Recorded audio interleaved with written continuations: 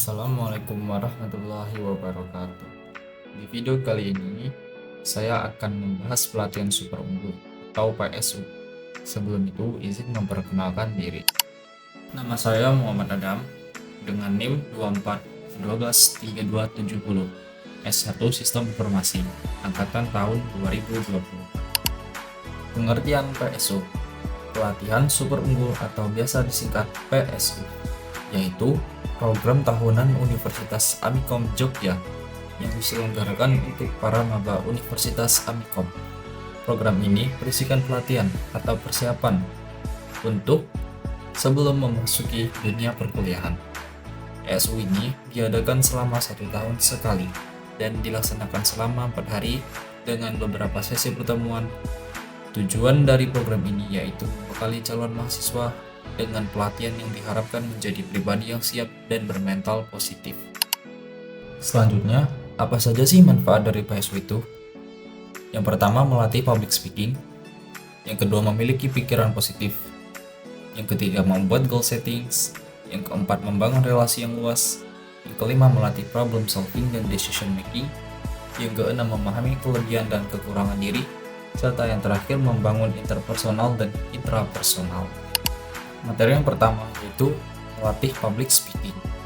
Public speaking adalah kemampuan berbicara di depan umum atau kelompok orang dengan tujuan menyampaikan informasi, mempengaruhi, atau menginspirasi audiens.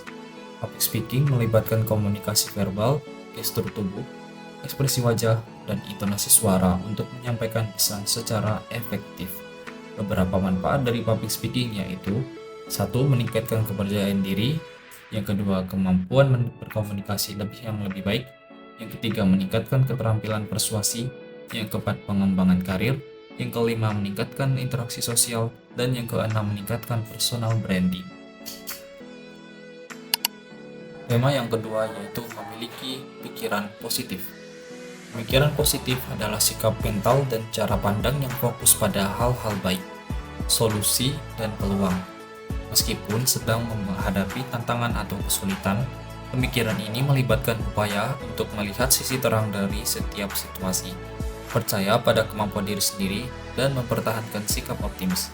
Ciri-ciri pemikiran positif yang pertama yaitu optimis terhadap masa depan, yang kedua fokus pada solusi, bukan masalah, dan yang ketiga melihat kesempatan di tengah tantangan, yang keempat mengendalikan pikiran negatif, yang kelima bersyukur, dan yang keenam berpikir logis namun tetap berharap baik. Apa itu manfaat berpikir positif? Yang pertama, meningkatkan kesehatan moral. Yang kedua, menjaga kesehatan fisik. Yang ketiga, meningkatkan produktivitas. Yang keempat, membantu mengatasi masalah. Yang kelima, membangun hubungan yang baik. Dan yang terakhir, meningkatkan kepuasan. Materi selanjutnya, membuat goal settings.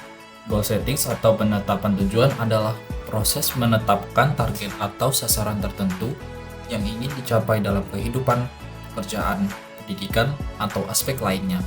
Proses ini melibatkan identifikasi tujuan spesifik, membuat rencana untuk mencapainya, dan berkomitmen pada langkah-langkah yang diperlukan untuk mewujudkannya.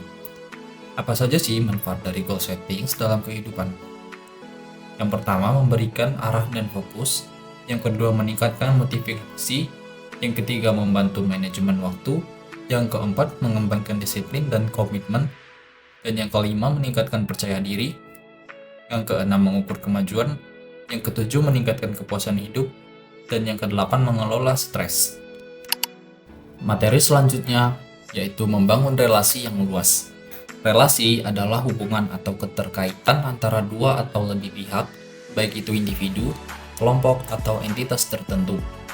Dalam konteks yang lebih luas, relasi juga dapat merujuk pada hubungan dalam berbagai bidang, seperti hubungan antar manusia, hubungan antar objek dalam matematika, atau hubungan antar entitas dalam database. Apa saja sih manfaat dari relasi dalam kehidupan? Yang pertama, meningkatkan dukungan emosional. Yang kedua, memperluas jaringan. Yang ketiga, meningkatkan kebahagiaan. Dan yang keempat, mempermudah pemahaman konsep serta penerapan ilmu pengetahuan. Oke, materi selanjutnya yaitu melatih problem solving dan decision making. Yang pertama ada problem solving. Problem solving adalah proses untuk mengidentifikasi, menganalisis, dan menemukan solusi terbaik untuk masalah. Manfaat dari problem solving: yang pertama, meningkatkan kemampuan berpikir kritis; yang kedua, mengatasi masalah secara efektif; yang ketiga, meningkatkan kepercayaan diri; yang keempat, meningkatkan produktivitas; dan yang kelima, mendorong inovasi. Dan yang kedua, ada decision making. Decision making adalah proses memilih opsi atau keputusan terbaik dari beberapa alternatif yang tersedia. Fokusnya adalah pada pengambilan keputusan, bukan pada pemecah masalah. Manfaat decision making: yang pertama, meningkatkan efisiensi waktu; yang kedua, mendorong tanggung jawab; yang ketiga, meminimalkan risiko; yang keempat, mendukung pencapaian tujuan; dan yang kelima, mengembangkan kepemimpinan.